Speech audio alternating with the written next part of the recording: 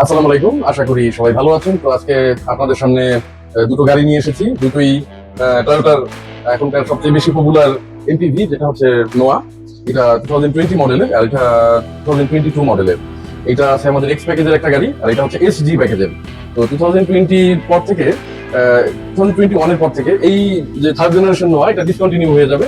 আর fourth জেনারেশনের এইটা আমাদের এখন থেকে আমরা পাবো। তো থার্ড জেনারেশনের নোয়াগুলো যাদের প্রয়োজন 21-এর পর থেকে কিন্তু আর পাবেন না।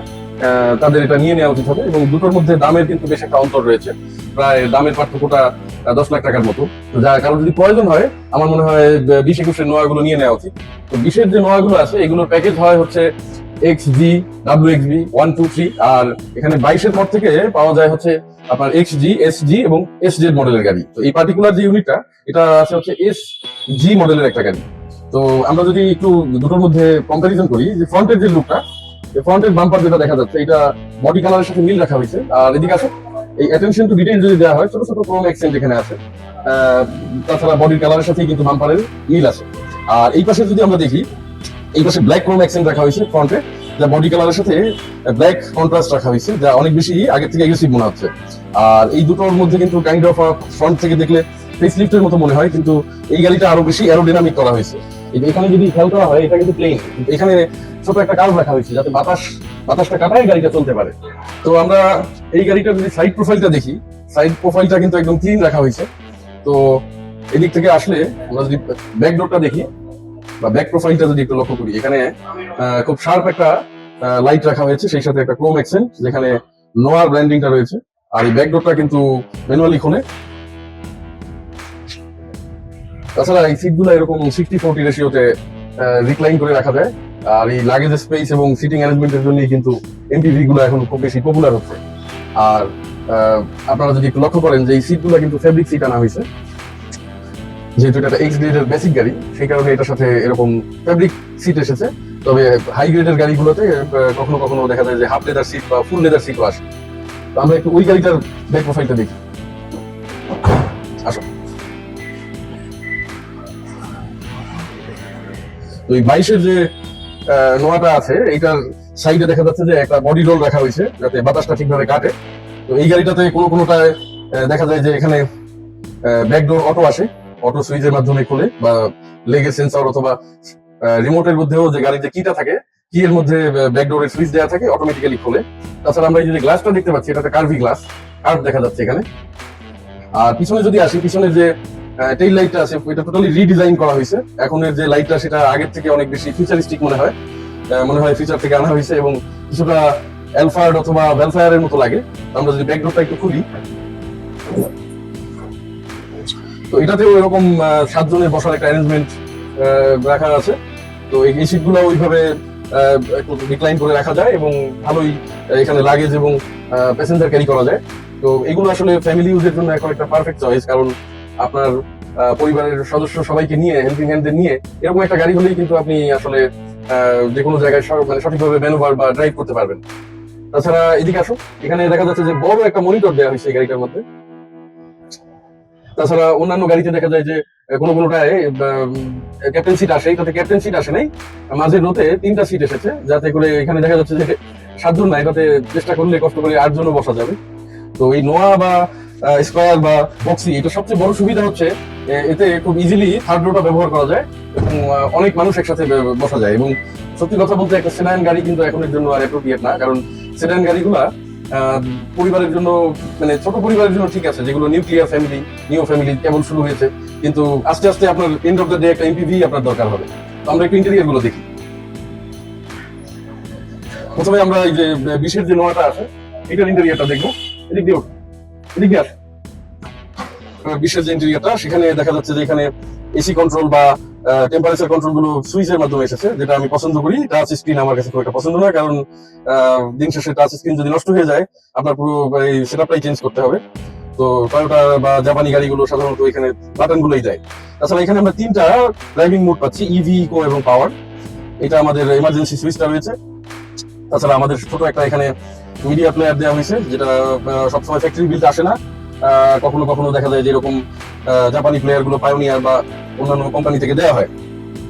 এখানে আমরা দেখতে পাচ্ছি যে আমাদের যে এখানে যে ডিসপ্লেতে যে স্পিডোমিটারটা আছে, এখানে আমরা এখানে আরপিএম এর মিটারটা পাচ্ছি, সেই সাথে আমাদের এখানে ফুয়েলটা দেখা যায়। আর এই পাশে আমরা দেখতে পাবো যে গাড়ির যে হাইব্রিড সিস্টেমটা এখন ইকোতে আছে নাকি পাওয়ারে আছে, মানে ইঞ্জিনে আছে নাকি চার্জ হচ্ছে, সেটা এখান থেকে বোঝা যায়। তাছাড়া এই যে এখানে আমাদের আরেকটা ফুয়েল গেজ দেওয়া হয়েছে, মানে আরেকটা মনিটর দেওয়া হয়েছে, যেটা দিয়ে আমরা আসলে অন্যান্য জিনিসগুলো দেখতে পারবো, যেমন হাইব্রিডের আছে গাড়িটা নাকি এখন মানে ইঞ্জিনে আছে সেটা দেখা যায়। তাছাড়া এই যে ঘড়ি দিয়েছে একটা সুন্দর, তাছাড়া এখানে যে ডোর ওপেন নাকি ক্লোজ সেটাও দেখতে পাচ্ছি।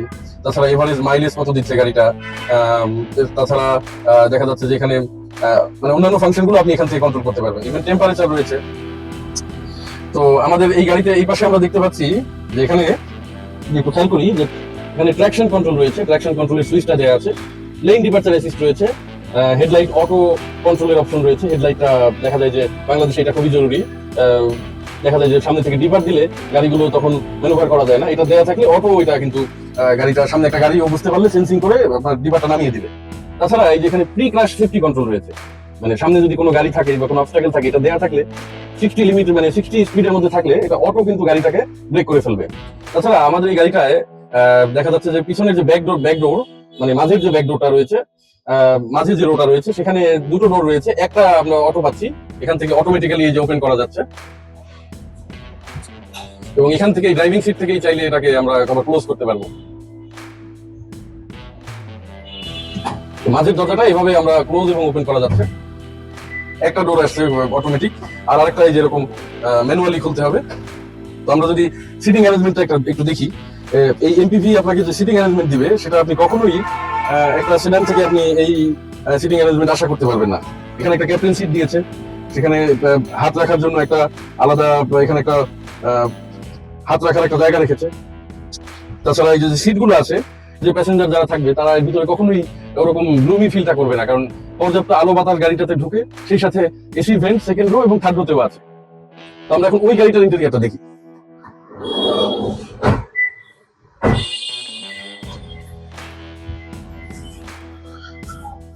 তো এই গাড়িতে যদি আমরা খেয়াল করি যে 22-এর গাড়িটা, এটাতে দুটোই পাওয়ার ডোর এসেছে, তবে এটাতে ক্যাপ্টেন সিটটা আসেনি, যা কারোর জন্য অ্যাডভান্টেজ, কারোর জন্য আবার ডিসঅ্যাডভান্টেজ।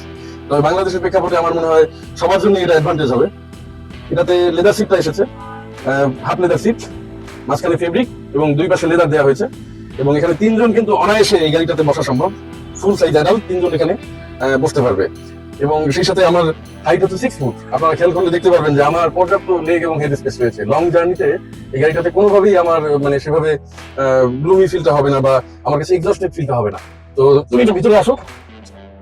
এখানে যদি আমরা খেয়াল করি যে এখানে একটা রিডিং লাইট দেওয়া হয়েছে, সেই সাথে বিগ সাইজ একটা মনিটর দেওয়া হয়েছে, যাতে ভিতরে যারা বসবেন পিছনে এন্টারটেইন ফিল করতে পারেন, কারণ এই গাড়িগুলো নেওয়া হয়েছে রিল্যাক্সেশনের জন্য। মানুষ নেই মানে লং জার্নিতে একটা আলাদা ফিল পাওয়ার জন্য। এখানে যে এসির সেটআপ গুলো রয়েছে, এসি কন্ট্রোলার, সেগুলো দেখা যাচ্ছে যে বেশ ফিউচারিস্টিক, এবং সাথে এখানে কিন্তু মোড গুলোও দেওয়া হয়েছে। আমরা এসিটা যদি একটু ছাড়ি,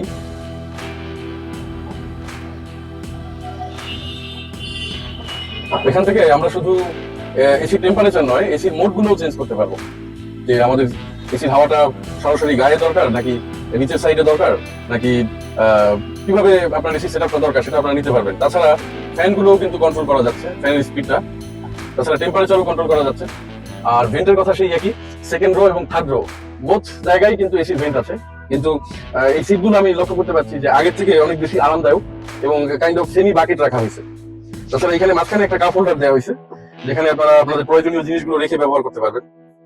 এখানে একটা হুক দেওয়া হয়েছে, যেটাতে 3.5 কেজির মতো মালামাল ক্যারি করা যায়। খুলে দাও। আর আমরা যদি এখানে দেখি, এখানে একটা ট্রে রাখা হয়েছে, যাতে করে আপনার খাবার দাবার বা ল্যাপটপ গুলো আপনি এখানে রেখে কাজ করতে পারেন, খাওয়া দাওয়া করতে পারেন। তাছাড়া এই যে কাপ হোল্ডারও এখানে আছে। এখানে একটা 12 ভোল্টের আউটপুট দেওয়া হয়েছে সকেট, এখান থেকে আপনারা সরাসরি আপনাদের ল্যাপটপ এবং মোবাইল গুলোকে চার্জ দিতে পারবেন। তো ওভারঅল আমরা যদি একটু লক্ষ্য করি যে পুরো গাড়িটাকেই কিন্তু রিডিজাইন করা হয়েছে। এবং তো ফ্রন্টে যদি আমরা প্রথমে দেখি যে এই গিয়ার লিভারটা কিন্তু চেঞ্জ করা হয়েছে। ওইটায় যে গিয়ার লিভারটা ছিল ওইটা একটা জয়স্টিকের মতো, যেটা প্রিয়াস এবং প্রিয়াস আলফা এগুলোতে আসতো, এবং নোয়াগুলোতেও থার্ড জেনারেশন নোয়াতে আমরা ওই গিয়ার লিভারটা দেখেছি। এখনের যে গিয়ার লিভারটা আছে সেটা কিন্তু কাইন্ড অফ ট্রেডিশনাল সিভিটির মতো। তাছাড়া এই ড্যাশবোর্ডটা যদি আমরা একটু লক্ষ্য করি স্পিডোমিটার সহ, এটা দেখতে কিন্তু অনেক বেশি মানে ফিউচারিস্টিক, এবং সেই সাথে কেমন জানি একটা মনে হচ্ছে যে প্লেনের ককপিটে রয়েছে এরকম একটা ফিল আমি এখান থেকে পাচ্ছি। আর সাথে যে আমাদের এই মনিটরটা এসেছে, এটা কিন্তু ফ্যাক্টরি বিল্ড একটা মনিটর। এটাতে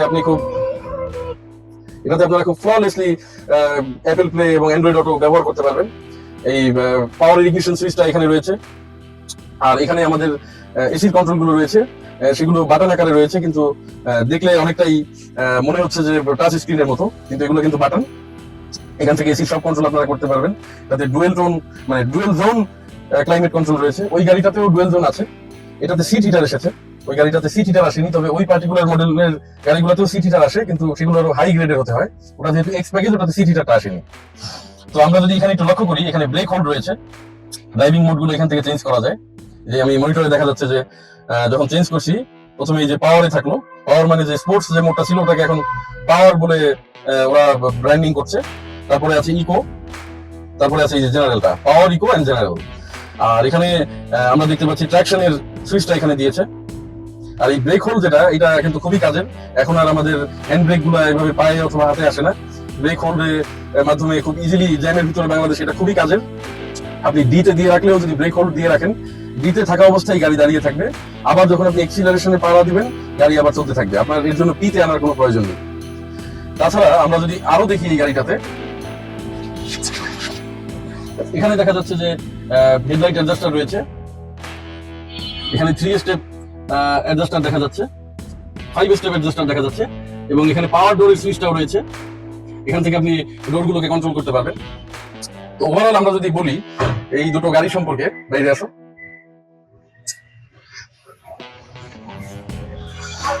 তো ওভারঅল আমরা যদি বলি এই দুটো যে গাড়ি দেখালাম, এই গাড়িগুলো সম্পর্কে এই সেম বক্সির মতোই বলতে হবে। এই বক্সিটাও দেখা গেছে যে 2020-এর, এবং এটা হচ্ছে 23-এর একটা বক্সি। তো এই জিনিসগুলা, এই বক্সি এবং নোয়া, তো এগুলো যদি 20 অথবা 21-এর নেওয়া হয়, তাহলে আমরা একটা 10 লাখ টাকার মতো কম প্রাইসে পাবো। আর যদি আমরা 22-এর পর থেকে নিতে চাই, তাহলে আমাদেরকে 10 লাখ টাকা বেশি গুনতে হবে। তো যাদের বাজেট দেখা গেছে খুবই টাইট, কিন্তু একটা এমপিভি দরকার, এতে কিন্তু বেশি কিছু আপনি হারাচ্ছেন না। তবে এটার দিকে যদি আপনি লক্ষ্য করেন, এটার যে ইঞ্জিন স্পেক রয়েছে অলমোস্ট সেম, কিন্তু অনেক রিফাইন। এটা চালানোর যে এক্সপিরিয়েন্স, আপনি অনেক বেশি রিফাইন পাবেন। তাছাড়া এটার যে ভিউইং অ্যাঙ্গেল, এই গাড়িগুলোর ভিতরে আপনি যে এইদিকে খেয়াল করেন, এখানে যে গ্যাপটা রাখা হয়েছে, যখন ড্রাইভিং সিটে বসা হয়, কোনোভাবেই মনে হয় না যে আমি একটা এমপিভি চালাচ্ছি, মনে হয় যে একটা এসইউভি চালাচ্ছি। ওইটাতে ওইভাবে আসলে ব্লাইন্ড স্পট মনিটরটা ওইভাবে দিতে পারিনি, কিন্তু আপনি কিন্তু সেরকম কিছু হারাচ্ছেন না, কারণ আপনি 2020-এর গাড়ি খুব বেশি কিন্তু মানে সেরকম আউটডেটেড আপনার মনে হবে না। তো আপনাদের যদি কারো নেওয়া থাকে 20-21-এর গাড়িগুলো এখনই নিয়ে নেন, কারণ 5 বছরের পুরনো গাড়িগুলো কিন্তু আর ইম্পোর্ট করা যাবে না, তখন এগুলো আর মার্কেটে থাকবে না। আর এগুলো নিতে গেলে আপনাদের সেই 10-15 লাখ টাকা বেশি গুনতে হবে। মাইলেজ, স্পেক, গ্রেড এবং প্যাকেজ অনুযায়ী এই দামগুলো ভ্যারি করে। কিন্তু আমি যদি পার্সোনালি নিজে একটা নোয়া কিনতাম, আমার যদি বাজেট থাকতো, আমি অবশ্যই এরকম একটা গাড়ি নিতাম, কারণ এই গাড়িগুলো কিন্তু এখন আর সেই বাংলার তথাকথিত মাইক্রোবাস বলা যাবে না, নট ইভেন এইটাকে। এটার ভিতরেও আপনি যে ককপিট পাচ্ছেন, যে বসার অ্যারেঞ্জমেন্ট পাচ্ছেন, এগুলো কোনোভাবেই মাইক্রোবাস না। এই জন্যই বাংলাদেশের রাস্তায় এখন মাইক্রোবাস গুলোকে খুব এগ্রেসিভ ভাবে সফরদের চালাতে দেখা যায়, কারণ এর ভিতরে এমন পাওয়ার আউটপুট দেওয়া আছে, এবং গাড়িগুলো চালাতে এত কমফোর্ট, এবং সাসপেনশন যদি আপনি খেয়াল করেন, খুব বেশি স্টিভও না, খুব বেশি কমফোর্টেবল না, একেবারে সুইটেবল বাংলাদেশের রাস্তার জন্য। তো আপনারা এরকম গাড়িগুলো নিতে হলে 20-21-এর গুলো এখনই নিয়ে নেন। আর যাদের বাজেট আছে, তারা এই গাড়িগুলোকে কনসিডার করতে পারেন, কারণ এগুলো খুব বেশি এগ্রেসিভ, এবং সেই সাথে স্পোর্টি একটা ফিল পাওয়া যায়। এই গাড়ি নিয়ে কোথাও গেলে আপনার অ্যাপিয়ারেন্স নিয়ে কেউ কখনো কথা বলবে না যে একটা মাইক্রোবাস নিয়ে আসছে, সেই কথা বলার সুযোগ আপনারা ওটা রাখেন। আর এটা আপনারা নিতে পারেন। এটা নিতে হলে আপনার বাজেট যদি খুব টাইট থাকে, তাহলে এটা নিয়ে যান, কারণ কিছুদিন পরে কিন্তু 20-21-এর এই নোয়াগুলো আর পাওয়া যাবে না। আর এখানে কিন্তু ইঞ্জিন হিসাবে খুব বেশি কম্প্রোমাইজ করতে হচ্ছে না, সেম ইঞ্জিনই। এটা একটু রিফাইন, এটা একটু কম রিফাইন, কিন্তু জিনিস কিন্তু সেম, আপনার কাজ চলে যাবে। আর এটা নিলে আপনার শুধু কমপ্লিমেন্ট আর কমপ্লিমেন্ট পাবেন। তো সবাই ভালো থাকবেন, দোয়া রাখবেন আমাদের জন্য। আসসালামু আলাইকুম।